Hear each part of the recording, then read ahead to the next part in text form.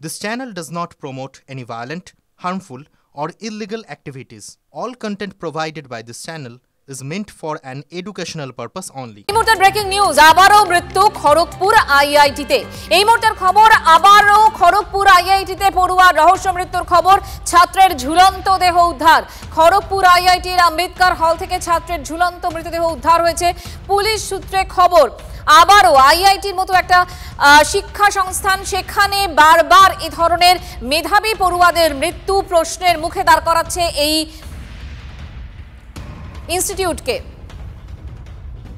আম্বেদকর হল থেকে ছাত্রের ঝুলন্ত মৃতদেহ উদ্ধার হয়েছে।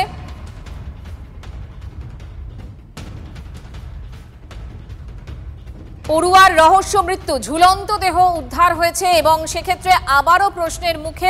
এর আগেও বেশ কয়েকটি মৃত্যুর খবর আমরা পেয়েছিলাম এবং সেক্ষেত্রে সামনে এসেছিল যে মেধাবী ছাত্ররা এখানে থাকে এবং সেখানে কি অতিরিক্ত মানসিক চাপ, বাবা মার প্রত্যাশা, কোনটা আসলে কারণ এই মৃত্যুর পেছনে? এই মুহূর্তে আবারও আর একটা মৃত্যু, আবারও সেই মৃত্যু ঘিরে রহস্য। দেবব্রত আমাদের সঙ্গে রয়েছেন। দেবব্রত, পুলিশ সূত্রে কি জানতে পারছি আমরা? পরিবার কি বলছে, বন্ধু বান্ধব যারা সহপাঠী তারাই বা কি বলছে? দেখো, পুলিশ সূত্রে এখনো সেভাবে কিন্তু কিছু জানা যাচ্ছে না। যেটা জানতে পারা গেছে, হর্ষ কুমার পান্ডে বলে ঝাড়খণ্ডের বাসিন্দা, তিনি মেকানিক্যাল ইঞ্জিনিয়ারিং এর স্টুডেন্ট ছিলেন, ইঞ্জিনিয়ারিং বিভাগের স্টুডেন্ট ছিলেন এবং আজকে দুপুর নাগাদ তার ঝুলন্ত মৃতদেহ উদ্ধার হয়েছে।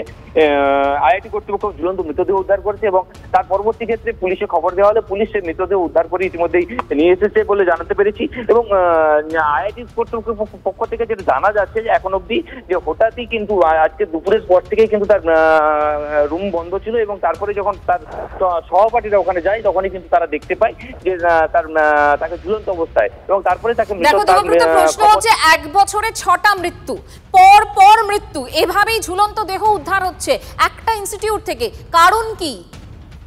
দেখো, এই কারণটা খোঁজার জন্যই কিন্তু ইতিমধ্যে আইআইটি কর্তৃপক্ষ বেশ কিছু পদক্ষেপ নিয়েছে, কিন্তু এই যে মৃত্যুর পিছনে নির্দিষ্ট কারণ কি, সেই নির্দিষ্ট কারণের কিন্তু ব্যাখ্যা এখন অব্দি পাওয়া যায়নি। মনে করা হচ্ছে যে অত্যাধিক চাপ বা প্রেশার হতে পারে, এটা একটা কারণ হতে পারে।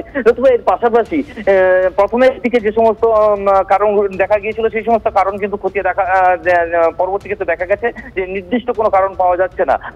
তবে নির্দিষ্ট অ্যাকচুয়ালি এই মৃত্যুর পিছনে কারণ কি রয়েছে এটা কিন্তু আইআইটি কর্তৃপক্ষ একমাত্র বলতে পারবে এবং পোস্টমর্টম হওয়ার পর, মৃতদেহ পোস্টমর্টম হওয়ার পরেই কিন্তু জানা যাবে যে এই মৃত্যুর পেছনে নির্দিষ্ট অন্য কোনো কারণ রয়েছে কিনা। তবে যতক্ষণ না মৃতদেহের পোস্টমর্টম হচ্ছে ততক্ষণ কিন্তু বলা সম্ভব নয় যে এই মৃত্যুর পেছনে নির্দিষ্ট কারণ কি রয়েছে। দেবব্রত, আপাতত নজর রাখো, ধন্যবাদ তোমাকে। নদিয়ার দিকে নজর রাখতেই হচ্ছে, কারণ প্রেমের প্রস্তাব প্রত্যাখ্যান করায় সেখানে ফের খুন। কৃষ্ণনগরের পর নদিয়ায় ফের খুন এক তরুণী, যেমনটা জানা যাচ্ছে। আপনাদেরকে জানিয়ে রাখি, প্রায় 24 ঘন্টা নিখোঁজের পর নাবালিকাকে রক্তাক্ত মৃতদেহ উদ্ধার হয়। মহাদেব আমাদের প্রতিনিধি আমাদের সঙ্গে রয়েছে, মহাদেবের থেকে জানবো তার পরিবার কি বলছে, পুলিশ সূত্রে কি জানা যাচ্ছে। দেখো, পরিবারের পক্ষ থেকে যে লিখিত অভিযোগ দায় করা হয় যে ওই ছাত্রীটি নিখোঁজ ছিল এবং নিখোঁজ থাকার পরই তাকে পরবর্তীকালে পুলিশকে খবর দেওয়া এবং পুলিশ খুঁজে পায় রক্তাক্ত অবস্থাটাকে। এটি পুকুরের পাড়ের মধ্যে রক্তাক্ত অবস্থায় পুলিশকে খুঁজে পায় এবং যেটা অভিযোগ ওঠে যে তারই প্রেমিক তাকে বারবার তাকে প্রত্যাখ্যান করার কারণেই কিন্তু সে এই ঘটনা ঘটিয়েছে। তাকে ধারালো অস্ত্র দিয়ে কুপিয়েছে এবং কোপানোর পরই তার ঘটনাস্থলে মৃত্যু হয়েছে এবং তাকে এই ঘটনার পর লিখিত অভিযোগের ভিত্তিতে ওই যুবককে গ্রেপ্তার করে রানাঘাট মহকুমার আদালতে পাঠিয়েছে পুলিশ। যেটি দেখো, গত কয়েকদিন আগে কৃষ্ণনগরের এমন একটি ঘটনা যেখানে হাড় হিম করার মতো ঘটনা আবার নদিয়া জেলায় তারই পার্শ্ববর্তী এলাকাটি এমন ঘটনা রীতিমতো চাঞ্চল্য ছড়িয়েছে। তবে ধন্যবাদ। এসে বললো, ওই যাকে একটু সন্দেহ করতাম বললো, তার কাছে ফোন করলো, বললো আমি খাচ্ছি। এবার ওরা, আমি বললাম জানা খাওয়ার কথা বলেও তো মিথ্যে কথা বলে লুকিয়ে রাখতে পারে। তারপর আমার কথায় ওরা গেল, গিয়ে দেখে ও খাবার থালা নিয়ে খাচ্ছে না কি করছে আমি জানি না।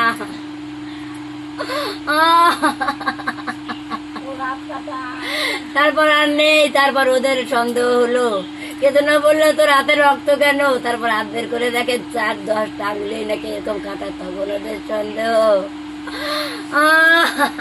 তো ছেলেটার মেয়ের ভালো লাগতো, মেয়েটা কিন্তু ওরা একদমই পছন্দ করতো না। অস্বীকার করার কারণেই হয়তো এই কি দেখলেন? গিয়ে কি দেখলেন? গিয়ে দেখি গলা কাটা অচৈতন্য অবস্থায় পড়ে আছে। ওই দূর থেকে টর্চ দিয়ে ওই দেখেছি, আমি কাছে দিয়ে দেখতে পারিনি। কটার সময় হয়েছে এটা? এই সময় আপনি দেখলেন কটায়? দেখলাম এই সময় রাত 11:30 কি 12টা। চাইছি এই ছেলেটারে ফাঁসি হোক, এটাই আমার একান্ত, এই ছেলেটারে ফাঁসি হোক। আরও একটা চাঞ্চল্যকর ঘটনা রামপুরহাটে। 4 দিন পার হয়ে গেল, কোথায় রামপুরহাটে নিহত স্কুল ছাত্রীর বাকি দেহাংশ এখনো খুঁজে পায়নি পুলিশ। ধৃত শিক্ষকের বাড়ি থেকে নমুনা সংগ্রহ করলো ফরেনসিক। গতকাল শিক্ষকের বাড়ি থেকে উদ্ধার হয় সার্জিক্যাল ছুরি, কাঁচি। এরপর কি জানতে পারছি আমরা? হিমাদ্রি আমাদের প্রতিনিধি আমাদের সঙ্গে রয়েছেন, জানাবেন হিমাদ্রি। দেখো, গতকাল ছুরি, কাঁচি তার বাড়ি থেকে উদ্ধার হয়েছে। তারপর আজ ফরেনসিক টিম সেখানে এসেছিল। বাড়ির ভেতর একাধিক জায়গায় বিভিন্ন নমুনা সংগ্রহ করেছে, এমনটাই কিন্তু জানতে পারছি। বাড়ির ভেতর 2টি রুম রয়েছে, একটি বারান্দা, কিচেন এবং বাথরুম। এই সমস্ত জায়গা থেকে একাধিক তথ্য সংগ্রহ করেছে। এই বাড়ির ভেতর কারা কারা প্রবেশ করেছে, কারোর ওখানে বাড়ির উপস্থিতি কোনো কিছু পাওয়া গিয়েছে কিনা, কেউ সেখানে যাতায়াত করতো কিনা, এই ধরনের তথ্য। পাশাপাশি যেমন সার্জিক্যাল ছুরি, কাঁচি উদ্ধার হয়েছে, এই ধরনের আরো কোনো কিছু সেখানে ছিল কিনা সেটা সংগ্রহ করেছে, সেটাই এখন দেখার বিষয়। অপরদিকে দেখা যাচ্ছে যে ওই ফরেনসিক টিমের সদস্যরা তারা সেখান থেকে বের হলেন এবং রামপুরহাট থানা পুলিশ তারা সেখান থেকে বের হলেন, কিন্তু এখনো পর্যন্ত তদন্তে উঠে আসেনি বা এখনো পর্যন্ত উদ্ধার করা সম্ভব হয়নি ছাত্রীর আরো যে দেহাংশ রয়েছে, 2টি হাত, 2টি পা। সেই হাত পা কোথায় এখনো পর্যন্ত পুলিশ খুঁজে পায়নি, সেই দিকে পুলিশ তদন্ত চালাচ্ছে। সব মিলিয়ে কিন্তু এই মুহূর্তে বড়সড় প্রশ্ন চিহ্নের মধ্যে রয়েছে যে আদৌ কখন উদ্ধার করা সম্ভব হবে, কারণ পরিবারের লোকজন। নজর রাখো, আপাতত ধন্যবাদ তোমাকে।